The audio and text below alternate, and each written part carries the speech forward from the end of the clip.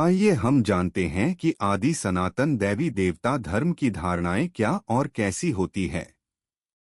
आदि सनातन दैवी देवता धर्म की मूल गुणधर्म है सहनशीलता। कोई प्रशंसा करे और मुस्कुराए इसको सहनशीलता नहीं कहते, लेकिन दुश्मन बन क्रोधित हो अपशब्दों की वर्षा करे, ऐसे समय पर भी सदा मुस्कुराते रहना, संकल्प मात्र भी मुरझाने का चिन्ह चेहरे पर न हो, इसको कहा जाता है सहनशील। दुश्मन आत्मा को भी रहमदिल भावना से देखना, बोलना, संपर्क में आना, इसको कहते हैं सहनशीलता।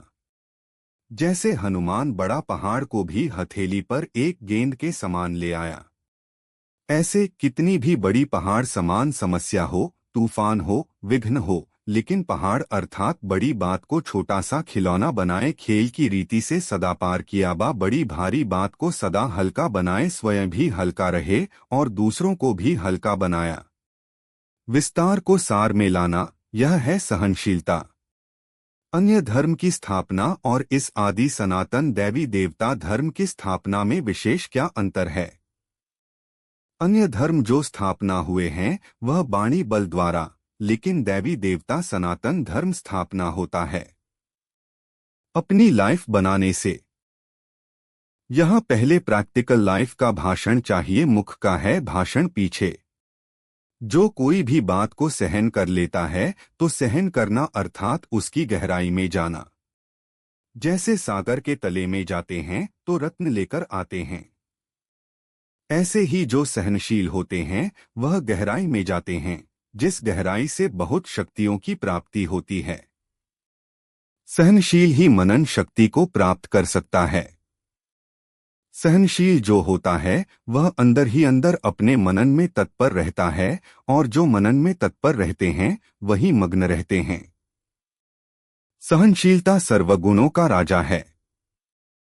दूसरा विशेष धर्म है क्षत्रिय धर्म, जिसका विशेष गुणधर्म है सामना करने की शक्ति और समाने की शक्ति, जो भारतीय राजाओं का विशेष धर्म रहा है। शूरवीरता, तेज, महाआप्ति में भी आत्मगुणों को धारण करने की शक्ति, दक्षता, कुशलता तथा भयंकर मायावी युद्ध में भी न भागना, दान और प्रभुत्व, स्वामित्व ये त्रेतायुगी क्षत्रियों के अनादि निश्चित स्वभाव से उत्पन्न हुए गुणकर्म हैं। सागर में विशेष दो शक्तियां सदैव देखने में आवेंगी। ज्ञान लहरों द्वारा सामना भी करते हैं और हर वस्तु व व्यक्ति को स्वयं में समा भी लेते हैं। सागर के बच्चे हैं।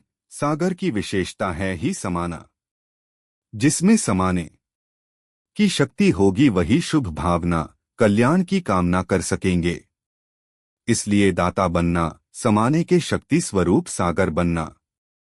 अगर कोई सामना करे तो तुम कायदे सिर लड़ो। विदेशी धर्मों के क्रूर, आतताई, अत्याचारी धर्मावलंबियों ने भारत में आकर कितने भी अत्याचार किए, बार दो आक्रमण किए, लूटमार की, परंतु फिर भी भारतीय राजाओं ने उनका मुकाबला भी किया और उन्हें जरूरत पड़ने पर, समय आने पर आत्मसात भी कर लिया।